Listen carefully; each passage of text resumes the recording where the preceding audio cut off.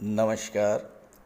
मैं वीके शास्त्री अपने चैनल के माध्यम से आप सभी दर्शकों का बहुत बहुत स्वागत करता हूं।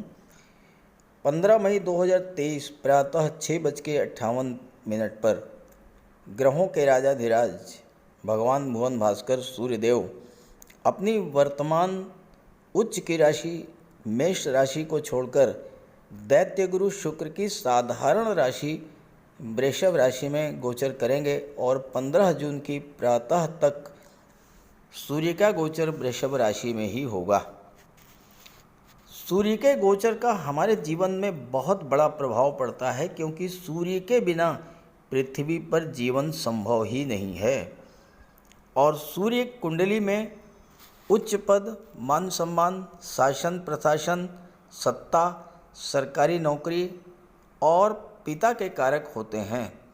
सूर्य आत्मसम्मान और आत्मविश्वास के भी कारक होते हैं।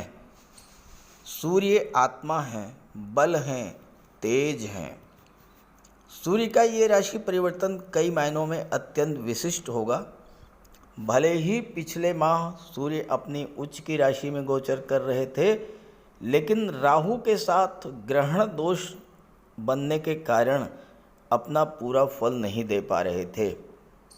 अब वृषभ राशि में भी सूर्य का गोचर शत्रु की राशि में हो रहा है और सूर्य शुक्र की राशि में अच्छा प्रभाव नहीं डालते हैं। लेकिन महत्वपूर्ण बात यह है कि वृषभ राशि में 3 नक्षत्र आते हैं, कृत्तिका, रोहिणी और मृगशिरा। कृत्तिका सूर्य का नक्षत्र, रोहिणी चंद्रमा का नक्षत्र, मृगशिरा मंगल का नक्षत्र। अब वृषभ राशि में कृत्तिका के 3 चरण, रोहिणी के 4 चरण और मृगशिरा के 2 चरण आते हैं। तो इस तरह से नक्षत्र के दृष्टिकोण से देखें तो सूर्य वृषभ राशि में गोचर करते हुए हर राशि के जातकों के लिए विशेष प्रभाव देने वाले होंगे, क्योंकि पहले तो स्वयं अपने ही नक्षत्र में, फिर अपने मित्र चंद्रमा के नक्षत्र में और फिर अपने ही मित्र मंगल के नक्षत्र में गोचर करेंगे। तो इस तरह वृषभ राशि शुक्र की राशि में गोचर करते हुए सूर्य किसी तरह की भी हानि नहीं करेंगे, बल्कि छप्पर फाड़ कर धन वर्षा ही करेंगे। तो सूर्य के राशि परिवर्तन का कुंभ राशि के जातकों के जीवन पर क्या प्रभाव पड़ेगा, इसी का विश्लेषण करेंगे इस वीडियो में। ये विश्लेषण आपकी चंद्र राशि के आधार पर किया जा रहा है और वीडियो के अंत में मैं आपको सूर्य के उपाय भी बताऊंगा।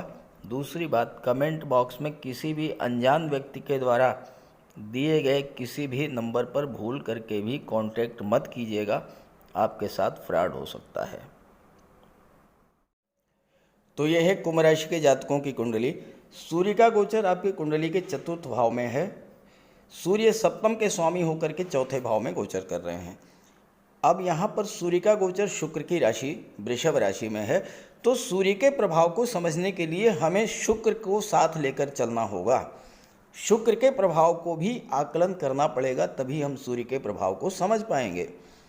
अब देखिए, शुक्र और सूर्य में क्या 2-12 का संबंध बन रहा है 30 मई तक। देखिए, सूर्य से दूसरे भाव में है शुक्र, पहला दूसरा भाव क्या होता है? धन का होता है। दूसरा भाव आपके सपोर्ट का होता है, आपके सस्टेनेंस का होता है, आपके बल का होता है। सूर्य को बल किससे मिलेगा? शुक्र से मिलेगा। शुक्र से बल किस रूप में मिलेगा? धन के रूप में, समृद्धि के रूप में, संपन्नता के रूप में, भूमि भवन प्रॉपर्टी के रूप में। और सूर्य उसी भाव में गोचर कर रहे हैं। तो बहुत दिनों से अगर आपके मन में कोई प्रॉपर्टी खरीदने की इच्छा थी, आपकी वो इच्छा पूरी हो सकती है, क्योंकि 4th के स्वामी शुक्र हैं और शुक्र की दृष्टि लाभ के भाव पर पड़ रही है। जब कोई ग्रह लाभ के भाव पर दृष्टि डालता है तो वो हर तरह का लाभ प्रदान करता है। और शुक्र जैसा ग्रह, और सूर्य की दृष्टि पड़ रही है 10म पर, कर्म भाव पर। शुक्र 9म के स्वामी है, भाग्य भाव। अब आप देखिए तीनों का कितना अच्छा संबंध बन रहा है। सूर्य 10म पर दृष्टि डाल रहे हैं, शुक्र एकादश पर, और शुक्र भाग्य भाव के स्वामी हैं और 4th भाव के भी स्वामी हैं।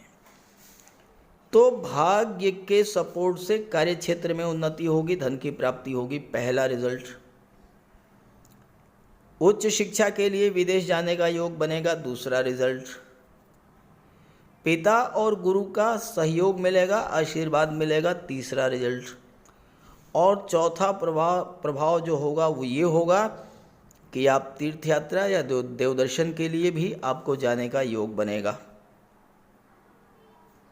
पंचम भाव शिक्षा का है और 30 मई के बाद शुक्र छठे में आ जाएंगे, जो कि नौकरी का भाव है। और यहाँ पर क्या है, शुक्र और सूर्य में 3-11 का संबंध बन रहा है। शुक्र से सूर्य 11वें भाव पर हैं। 11वां भाव क्या होता है, लाभ का होता है। तो सूर्य से शुक्र को लाभ मिलेगा। क्या लाभ मिलेगा, छठे भाव के में गोचर है, छठा भाव नौकरी का है। पहले पंचम में थे जो कि शिक्षा का भाव था, अब आ गए नौकरी के भाव में। तो भाई आपकी संतान या छात्र जो कि नौकरी की तलाश में हैं, जो प्रतियोगी परीक्षाओं की तैयारी कर रहे हैं, उनको नौकरी मिलेगी। और 30 मई के बाद जब शुक्र यहाँ पे आ जाएंगे, सूर्य से शुक्र को जब लाभ मिलेगा, यानी शुक्र का बल, सूर्य का बल, सूर्य की ऊर्जा, सूर्य का तेज, सूर्य का प्रकाश जब शुक्र के पास होगा तो नौकरी तो दिलाएंगे ही, आपको विदेश भेजने का भी पूरा योग बना देंगे। क्योंकि शुक्र 12वें भाव पर दृष्टि डाल रहे हैं। विदेश यात्राएं कराएंगे, हवाई यात्राएं कराएंगे, विदेशों में सेटल करा देंगे, विदेश से धन का लाभ करा देंगे। सूर्य राजा हैं, आप राजनीति में हैं। सूर्य चतुर्थ भाव में बैठे हैं, जहाँ जिसको राज सिंहासन का भाव कहा जाता है। आपको राजनीति में उच्च पद मिल सकता है। आप शासन प्रशासन में हैं, पद प्रतिष्ठा प्रमोशन का लाभ मिल सकता है। चूँकि लाभ के भाव पर शुक्र की दृष्टि और सूर्य और शुक्र में बहुत ही अच्छा संबंध बन रहा है। शुक्र का सपोर्ट सूर्य को, सूर्य से शुक्र को लाभ, तो तीनों ही चीज़ें आपके पक्ष में हैं। नौकरी भी, धन भी, मान सम्मान भी, हर तरह का लाभ, संतान की प्राप्ति, भूमि भवन प्रॉपर्टी खरीदने का योग, ये सारी चीज़ें आपको सूर्य इस गोचर काल में देने जा रहे हैं। ये बात अपने माइंड से निकाल दीजिए कि शत्रु राशि में गोचर कर रहे हैं। मैंने शुरू में ही बता दिया कि कृतिका, रोहिणी और अश्विनी नक्षत्र में सूर्य गोचर करेंगे और इन नक्षत्रों में गोचर करते हुए सूर्य आपको अच्छा ही रिजल्ट देंगे। और इस समय तो भाग्य, कर्म और लाभ तीनों ही आपके फेवर में हैं, क्योंकि सूर्य, शुक्र और शुक्र 30 मई तक पंचम में, 30 मई के बाद छठे में। तो सूर्य का गोचर आपके लिए बहुत अच्छा है। अब इसका आपको पूरा लाभ उठाना है, परिश्रम करना है। चूँकि कर्म तो करना पड़ेगा, आपके राशि के स्वामी शनि हैं और शनि कर्म प्रधान हैं, तो मेहनत करेंगे, रिजल्ट मेहनत से ज़्यादा आएगा। फिर भी और अच्छा रिजल्ट मिले तो इसके लिए आप सूर्य का उपाय कर लें। बात करते हैं उपायों पर। अगर अभी तक आपने सूर्य देव का उपाय नहीं किया है तो अवश्य कीजिए। सूर्य देव की आराधना करें। खास करके छात्रों को या जो कॉम्पिटिटिव एग्ज़ाम्स की तैयारी कर रहे हैं, उन्हें तो सूर्य के उपाय अवश्य करने चाहिए। सूर्य आत्मा के कारक हैं। इस पृथ्वी पर सूर्य के कारण ही जीवन है और सूर्य की ही ऊर्जा, प्रकाश और ऊष्मा से हम कार्य करने में सक्षम होते हैं। सूर्य देव की आराधना करेंगे, आत्मा को बल मिलेगा, आत्मविश्वास में वृद्धि होगी, कार्य करने की ऊर्जा प्राप्त होगी, जीवन में रोशनी आएगी, भाग्य चमक जाएगा और फिर आप सफलता की सीढ़ियां चढ़ते चले जाएंगे। तो प्रातःकाल स्नान करते समय जल में लाल पुष्प या केसर डाल करके स्नान कीजिए।